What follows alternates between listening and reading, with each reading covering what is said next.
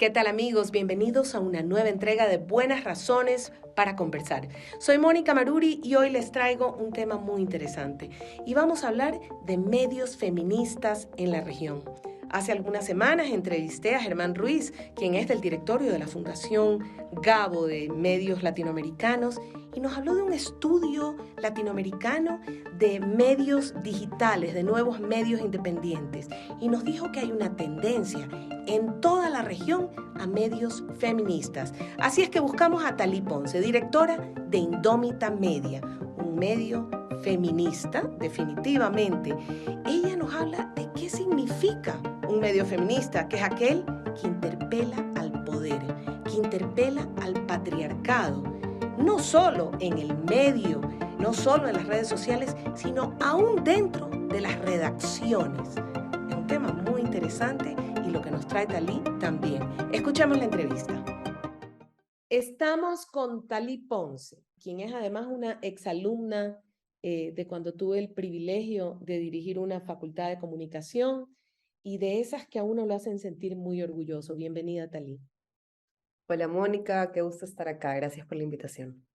Buenas Razones para Conversar es un podcast del IPAN, del Instituto de Patrimonio del Convenio Andrés Bello, en el que siempre pienso, al elegir un entrevistado, que hace falta conversar. Es decir, ¿qué está necesitando la población, los ciudadanos, conocer? ¿Sí?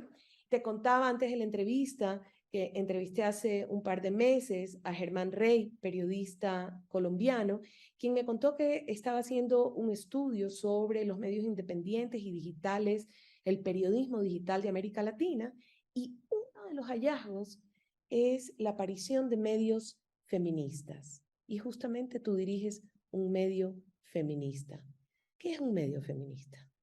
Creo que en realidad es un concepto que aún se está formando. Justo te cuento que cuando estábamos haciendo Indómita, que nace como una tesis, un proyecto de tesis de maestría de periodismo digital, uno de los retos que teníamos era conceptualizar, ¿no? Y el momento de conceptualizar qué es periodismo feminista, nos encontramos con que no existe una definición clara.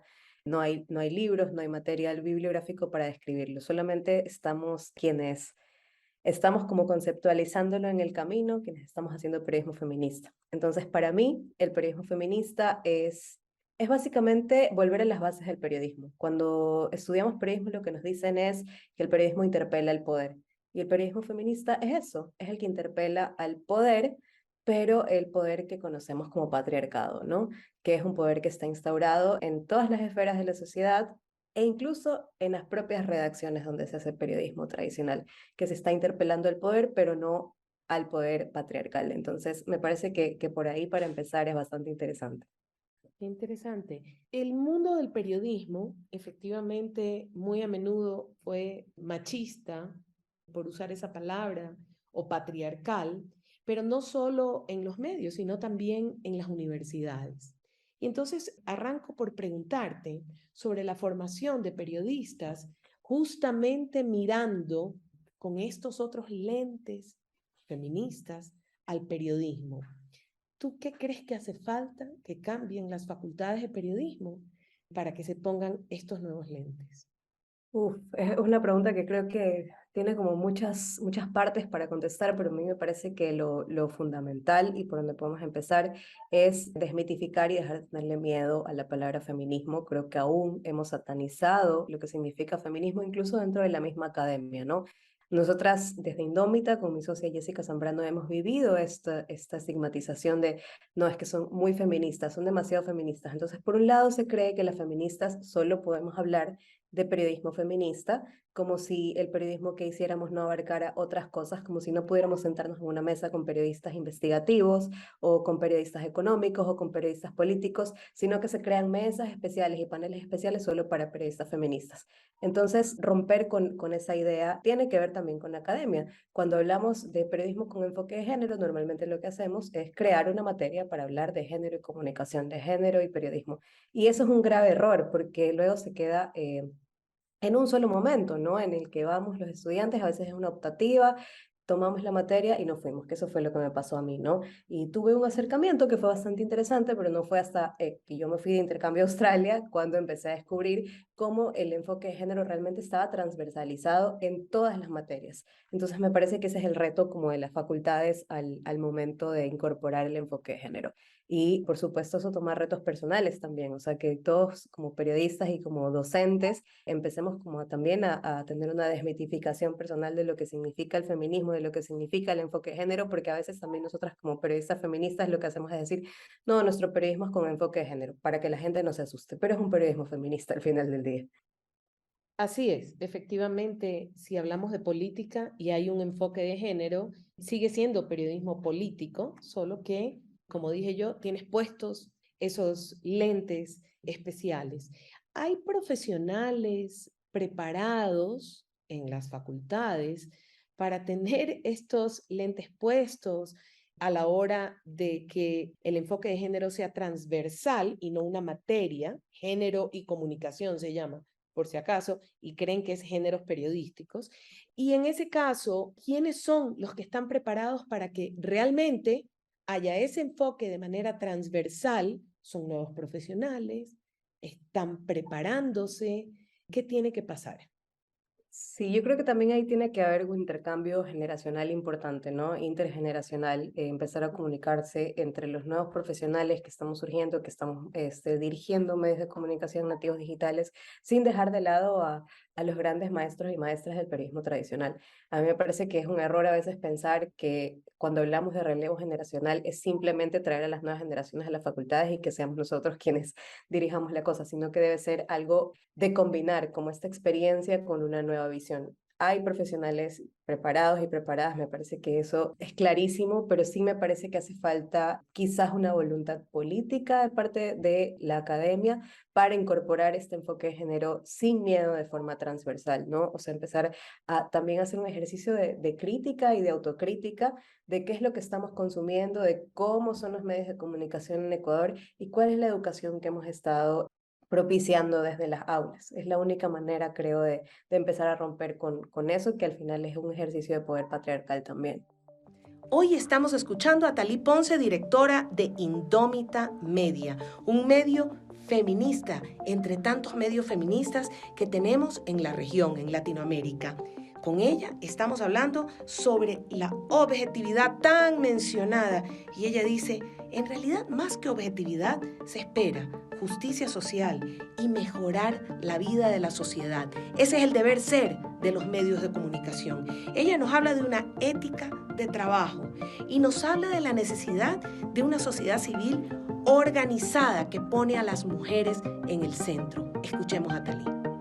Qué bueno como lo has explicado, porque efectivamente muchas personas piensan que el cambio generacional viene solo con el cambio tecnológico, es decir, necesito nativos digitales para poder enseñar a usar los nuevos medios y porque son muy hábiles en la tecnología, cuando en realidad el cambio pasa también por una manera de mirar el mundo, ¿sí? Y por una manera en que nos miramos la comunidad o el periodismo se mira a sí mismo y mira los errores cometidos que no pasan por si usabas computador o no. Además, cuando hablamos de rigor en el manejo de la información, si lo haces con computadora o con cuaderno y pluma, el rigor es el rigor. Es decir, eso en sí no ha cambiado, la seriedad con que maneja la información, el respeto hacia aquellos que son sujetos de tu historia, el respeto hacia aquellos que te dan una entrevista, tantas cosas que existieron y deben seguir existiendo, ¿sí? Y que a veces se piensa no es lo importante cuando sigue siendo importante.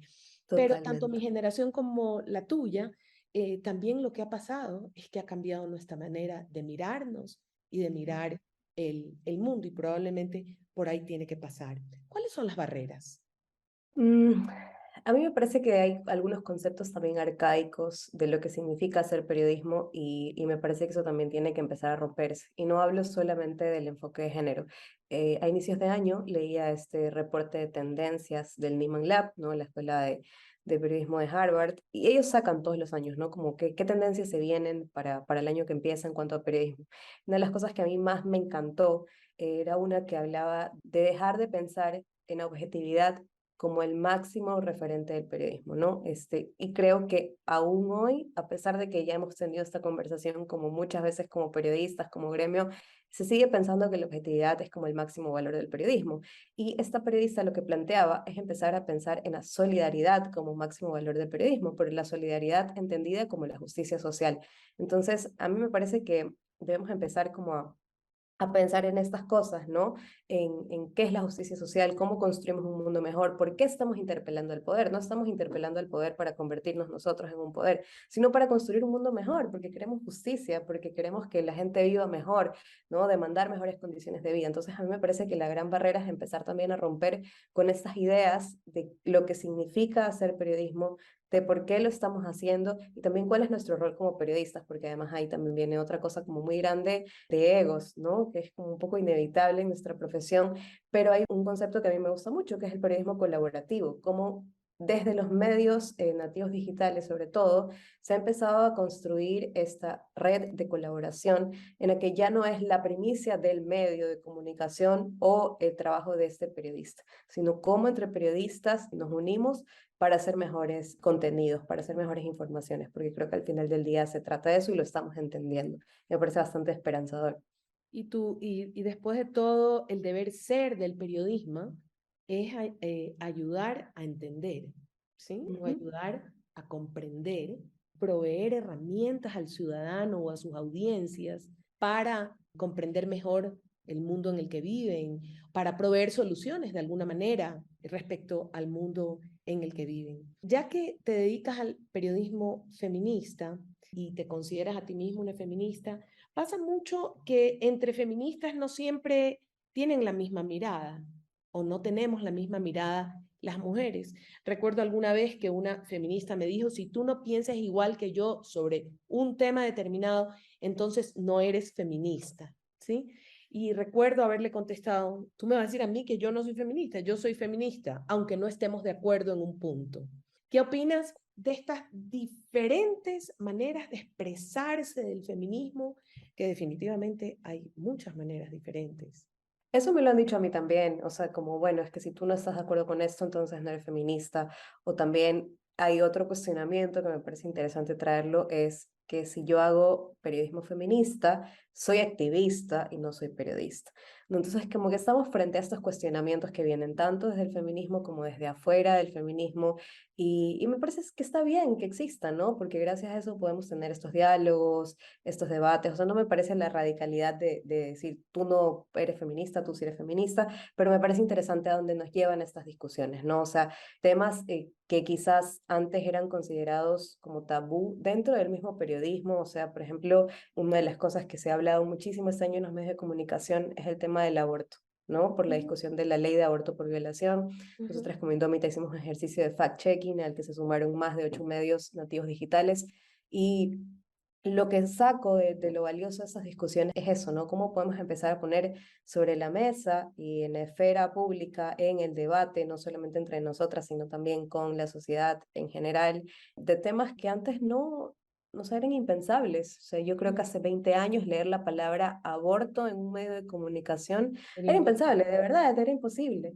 Y ahora lo estamos discutiendo, a pesar de que uno pueda o no estar de acuerdo con Ujú. ciertas cosas, con temas de plazos, con esas Sí, cosas, el hecho de estarlo discutiendo desde el periodismo, estar generando información contrastada, de calidad, basada en evidencia, para poder tener esas discusiones, ya me parece válido. Y de ahí, bueno, o sea, yo lo que siempre digo también es que nuestro trabajo hablará por nosotros y por nosotras. O sea, si hay estos cuestionamientos de no, tú no haces periodismo porque tú estás con el enfoque de género, creo que las nuevas formas de hacer periodismo nos dan ciertas licencias para mostrarnos sin temor como somos. Nosotros como humanos tenemos posturas, tenemos afinidades por ciertos temas y me parece que no está mal mostrarlos en la forma en la que hacemos periodismo. Lo que estaría mal es esconderlo, ¿no? En pro de falsas objetividades, porque eso también se da muchísimo, ¿no? Y luego caen estos medios de comunicación, en ejercicios en los que se busca un balance, por así decirlo, en teoría, pero que en realidad termina dándosele voz a personas con discursos de odio o que no, que están replicando simplemente cosas que son desinformaciones. Entonces, creo que hay que seguir trabajando, hay que seguir haciéndolo todo tú lo decías, el rigor de siempre, el rigor Rigor no de ha siempre. cambiado, ajá, el rigor no ha cambiado y eso es lo que nos tiene que llamar como esta ética de trabajo, me parece, y simplemente que tenemos que ahora quizás los nortes más claros y las libertades más claras de cómo podemos ejercer el periodismo. Totalmente de acuerdo. El mundo ideal es en el que todos conocemos hacia dónde está la línea filosófica del periodista o del grupo periodístico. Identifico claramente y uso esa palabra y no la línea política porque siempre he pensado que tenemos más bien líneas filosóficas hacia las que nos alineamos los periodistas y las personas, tener muy claro a dónde está la línea filosófica, si es que se le pudiera decir ideología de cada grupo periodístico, pero tú lo dijiste clarísimo, información contrastada, información verificada, el manejo ético de la información, el manejo riguroso de la información, es lo que separa a un militante político de un periodista. Y efectivamente, cuando se quiere esconder y decir, somos objetivos y no tenemos en ninguna línea, de alguna manera lo que estás tratando de esconder es la falta de ese manejo ético de la información, porque te quieres alinear como si de verdad no tuvieras una opción de vida. También me gusta usarlo como opción de vida y quiero creer que esa es tu opción de vida. Antes, el feminismo era muy urbano, ¿sí? Es más, tenía cara de mujer europea y gringa. Y ahora empieza de repente a tener cara de mujer indígena, afrodescendiente, tiza, empobrecida, campesina, montuvia, chola. ¿A qué hora se produjo el cambio? ¿Cómo se produjo el cambio? Y cuéntame un poco esos rostros del feminismo. Sí, me parece interesante porque yo creo que por más que tengamos como una enunciación desde el feminismo latinoamericano, sin duda tenemos como esta influencia del periodismo, del feminismo, perdón, tanto gringo como europeo, ¿no? Referentes como Judith Butler, etcétera, están aquí en Latinoamérica, pero creo que hay algunas cosas que fueron pasando. No es que las feministas latinoamericanas, racializadas, afros, indígenas no hayan existido, sino que creo que ahora hemos entendido un término que curiosamente también viene del feminismo gringo, pero sobre todo de las mujeres afro, que es el tema de la interseccionalidad, ¿no? Esto creo que nos presenta un reto para las feministas, porque no solamente tiene que ver con el tema de raza, sino que plantea también otras cosas como la clase, la edad, la capacidad, mujeres con discapacidad que se empiezan a anunciar desde el Perdón, feminismo, una etcétera. aclaración. Cuando dices la clase te refieres a nivel socioeconómico. Sí, Ya. sí, Ujú. totalmente. Porque claro, ¿no? Es este feminismo del que hablábamos, que es gringo, que es europeizado, es de un feminismo también que venía de la clase media y media alta, ¿no? Sobre todo media alta, que tenía acceso a la educación, que estaba buscando votar, que estaba buscando acceder a universidades, pero que pues, son temas que tienen que ver con el privilegio también. Y justamente cuando empezamos a discutir el privilegio, me parece que se empieza a romper esta burbuja. Hay varias autoras que lo pueden explicar como muchísimo mejor de lo que estoy explicando. A mí me gusta mucho un libro de una periodista colombiana que se llama Catalina Ruiz Navarro. Ella tiene un libro que se llama Las mujeres que luchan se encuentran y hay una parte en la que ella hace entrevistas a feministas justamente indígenas, y me parece que todo eso ya se está viendo también muy claramente, no solamente desde los medios de comunicación, sino como en el quehacer de la vida en general. O sea, a mí me parece que, por ejemplo, lo que ha pasado con Francia Márquez, la primera mujer negra en llegar a la vicepresidencia en Colombia, ya nos dice mucho de cómo el feminismo está evolucionando, porque para mí definitivamente es una evolución y el reto también de saber hacernos a un lado a las que ya hemos tenido el espacio, porque no me gusta hablar de tener voz, porque todas tenemos voz y hemos tenido voz siempre, pero unas hemos tenido el espacio para que nuestra voz llegue de otra forma. Entonces me parece también que es una invitación para empezar a hacernos a un lado o para empezar a compartir nuestra plataforma para otras mujeres que no han tenido el espacio siempre. Y nada, creo que ahí eso se está viendo también claramente aquí en Ecuador. Esa discusión, vuelvo nuevamente al tema de la ley de aborto por violación, porque me parece que fue súper interesante el debate que se dio. lo vimos claramente, ¿no?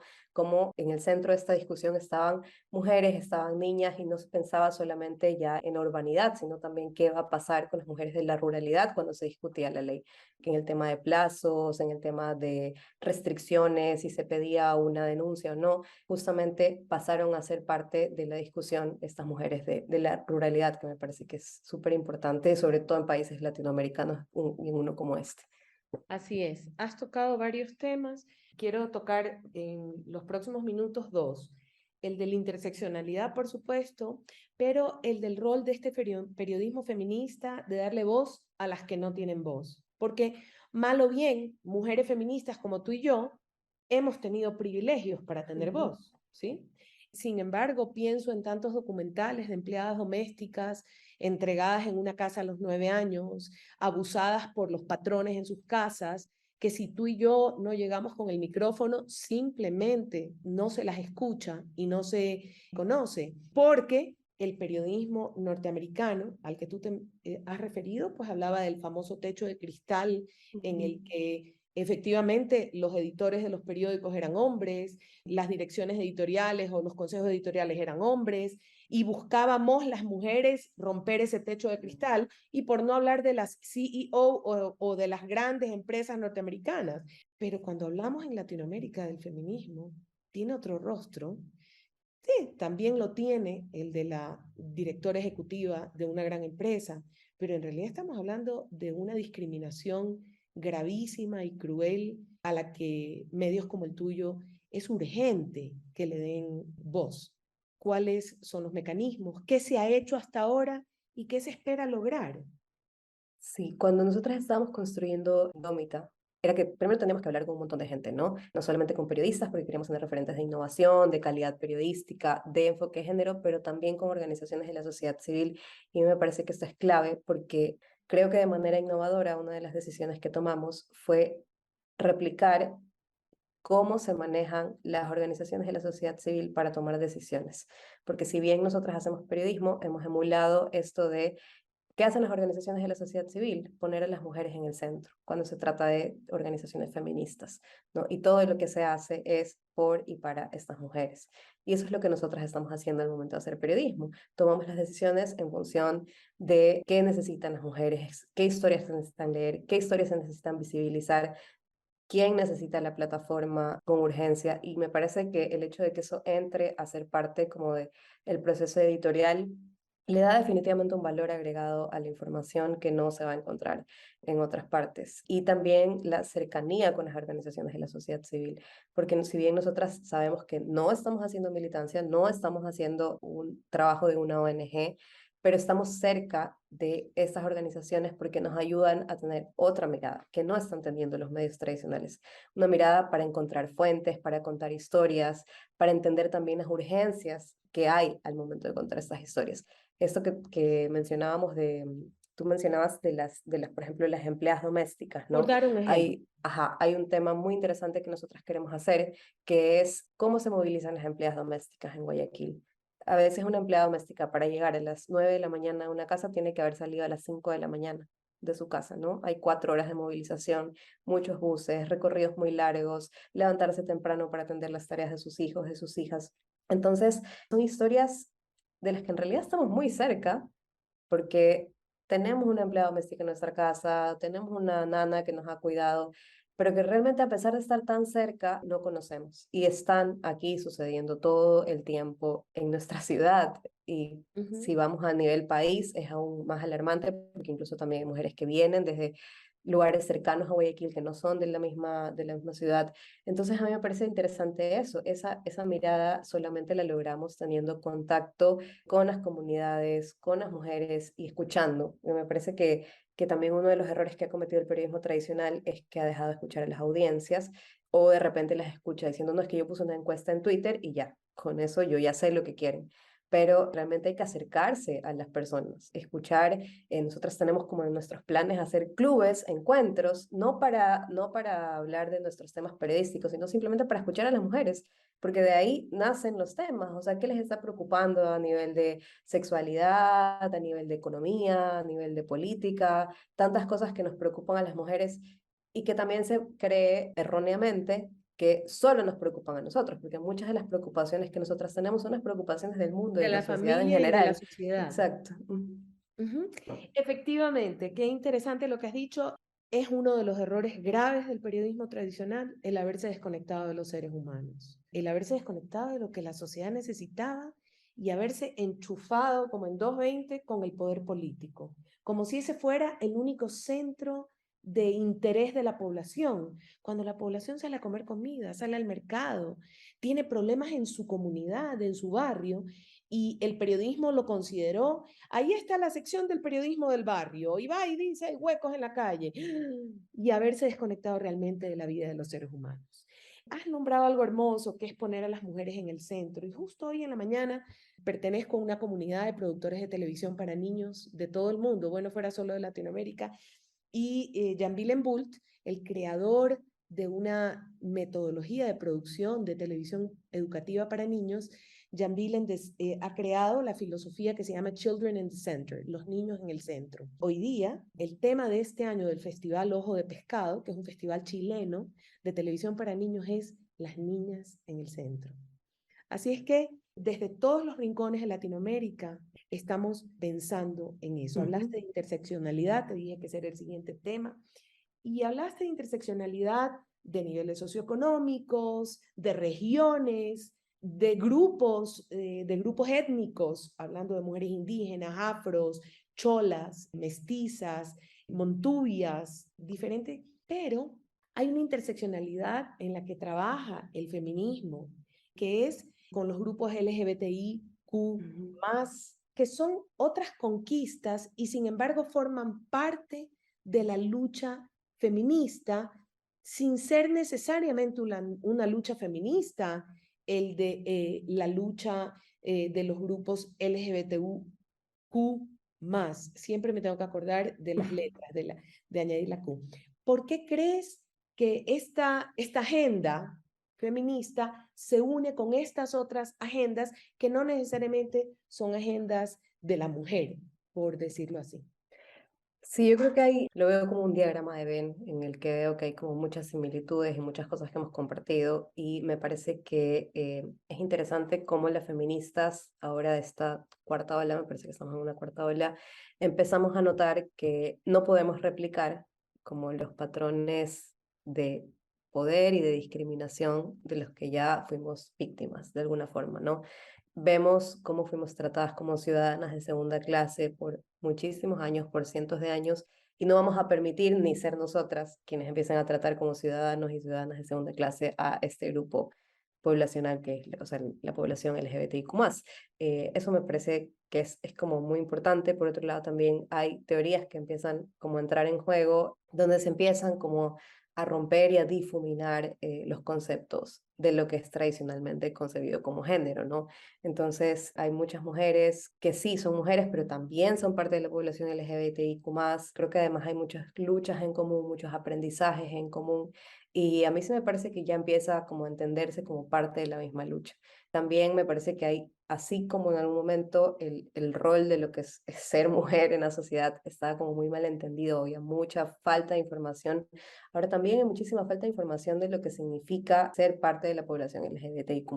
Entonces, me parece que estamos como apuntando a, en conjunto, a estos dos grupos de población que hemos sufrido directamente como los abusos de poder y los rezagos patriarcales, a tener una conquista mutua. Me parece que es eso, ¿no? Que es como unir fuerzas para visibilizar la problemática que viene del mismo lugar, si bien no son exactamente las mismas problemáticas, vienen de la misma raíz y del mismo problema, entonces me parece que por ahí va.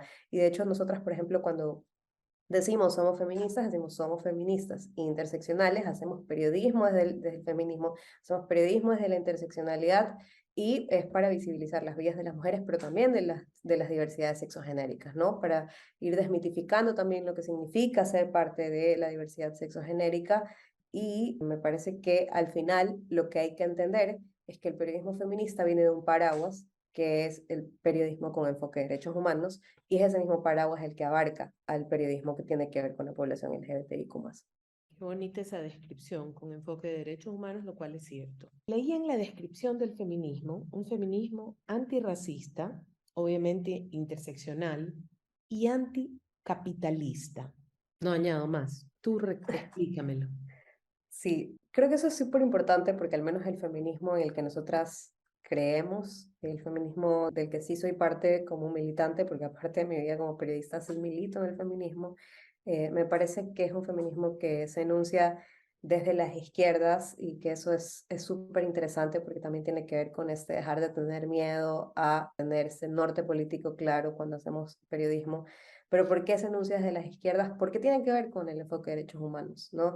Si apoyamos al capitalismo, apoyamos necesariamente al patriarcado. Eso para mí es algo que hay que tener claro, porque el sistema que sostiene el patriarcado es el sistema capitalista y neoliberal. No podemos abogar por, en el feminismo en que yo creo, no podemos abogar por libertades para las mujeres, por mejores condiciones de vida para mujeres de otras clases sociales, de clases medias, medias bajas y bajas, si es que estamos apoyando un sistema capitalista, porque el sistema capitalista se basa en la explotación de los más pobres, de los más empobrecidos, ni siquiera vamos a decir pobres, sino empobrecidos, porque el mismo sistema es el que ha hecho que terminen en esta condición de empobrecimiento. Entonces, es eso, ¿no? Y creo que también el reto ahí del periodismo feminista es empezar a visibilizar esas desigualdades y empezar también a romper con ciertas formas de exponer estas cosas, porque por ejemplo, uno de los retos que nosotras veíamos es que nosotras decíamos, queremos tener las secciones tradicionales de los medios de comunicación, nosotras tenemos sección de política, de economía, pero repensarlas por completo. Entonces, una de las cosas que vimos en la sección de política es que todos los temas que normalmente se van a judiciales los metemos en política, porque hablar de femicidios, de leyes, de todos estos temas que tienen que ver con las mujeres, hasta el tema de salud y el acceso a la salud pública como mujeres, son temas que tienen que ver con política y es hacer periodismo político. Pero al momento de hacer periodismo económico también lo que veíamos es que, primero, que se produce muy poco periodismo especializado en economía en Ecuador y segundo, que cuando se trata de las mujeres hay una narrativa bastante peligrosa que es como de la mujer CEO, ¿no? Que sigue siendo una mujer blanca, una mujer con poder, una mujer que a la final, sin querer queriendo, sí rompió el techo de cristal, pero se convirtió ella en un techo de cristal para sus compañeras que están abajo. Entonces ahí era el reto también de empezar a vencer esa mirada y esa narrativa que es capitalista, pero que viene también del patriarcado. Entonces es una cosa como bastante compleja que nos ha llevado a muchas conversaciones que quizás la gente pueda ver ahí y dicen, ah, qué bonito, ellas solo dijeron soy feminista y voy a lanzar un medio, pero que realmente tiene muchísima investigación y todo está como muy curado y muy pensado para ofrecer el periodismo que ofrecemos. Imperdonable la falta de rigor, así lo considero yo. Dijo Francia Márquez, soy la memoria de mis abuelos y abuelas que nunca aprendieron a leer ni escribir. Y eso me hizo pensar, y lo anoté porque pensé se me vinieron a la mente las imágenes obviamente, la de Francia Márquez y lo que ella simboliza, que es lo que tú acabas de mencionar al final, que dijiste, esa CEO es una mujer blanca que rompió el techo de cristal, pero solo para las mujeres blancas. Es decir, Francia Márquez rompió el techo de cristal justamente para estas mujeres empobrecidas, latinoamericanas, y eso me lleva a la palabra sororidad. ¿Qué quiere decir? Ay, esto me encanta porque es una discusión que hemos tenido nosotras también. Alguna vez nos dijeron como, no, pero esto viene de Soros, porque Soros financia a las feministas. Y claro, nosotras ahí hicimos un ejercicio súper lindo que de hecho lo queríamos convertir en contenido periodístico, es irnos hacia atrás y ver de dónde viene la palabra sororidad.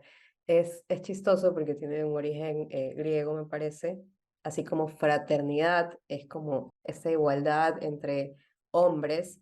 Soros viene de la hermandad, es básicamente la hermandad, así como vemos fraternidad, hermandad, es la hermandad entre mujeres, básicamente. Y a mí me parece que ese concepto que sí ha sido como bastante manoseado también, tiene una carga política muy fuerte, una carga política de la que podemos hacer uso desde también, desde el periodismo, pensando también en cómo podemos hacer periodismo colaborativo y sororo, o sea, cómo nos aliamos con medios de comunicación. Tú decías claro, que ahora hay muchos medios de comunicación feministas en la región, y sí, Creo que hay un auge, está por ejemplo la ATFEM en Argentina, en Colombia está Manifiesta, en Perú está la Antígona, aquí en Ecuador también está Wambra. Me parece que hay muchos medios que ya están empezando a notar como la importancia de empezar a hacer periodismo feminista, pero no va a estar completo el periodismo feminista si no somos sororas entre nosotras también.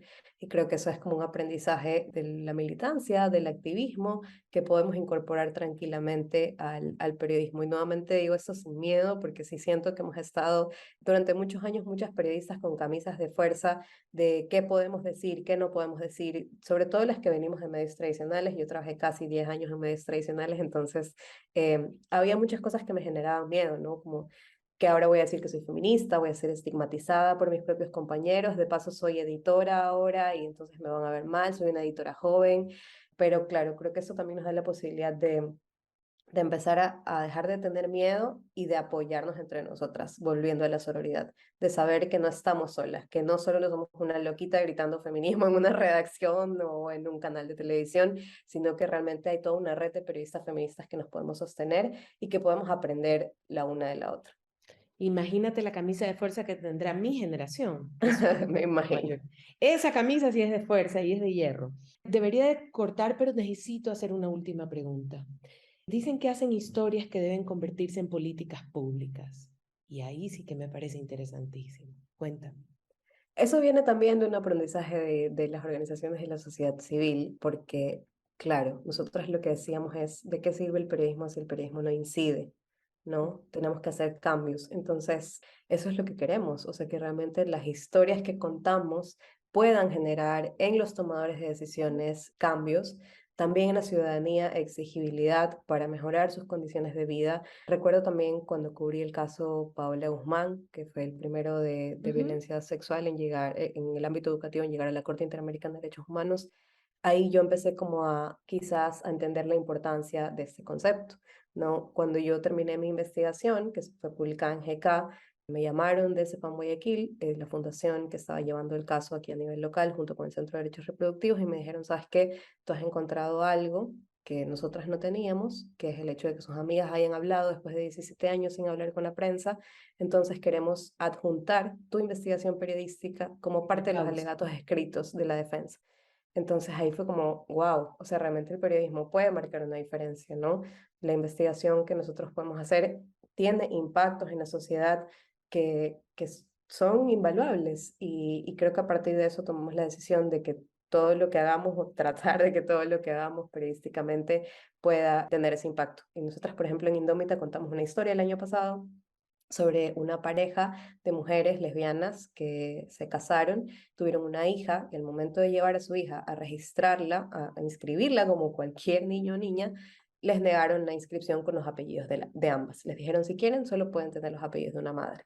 Entonces contamos esta historia porque ya había un antecedente, ¿no? Había una base legal para que ellas pudieran registrar a Precedente. su hija, que, claro que es el caso Satia, Ujú. y contamos esta historia, se visibilizó y lo que pasó fue que el registro civil tuvo que retroceder con su discriminación y decir, ¿saben qué? Vamos a inscribir a esta niña.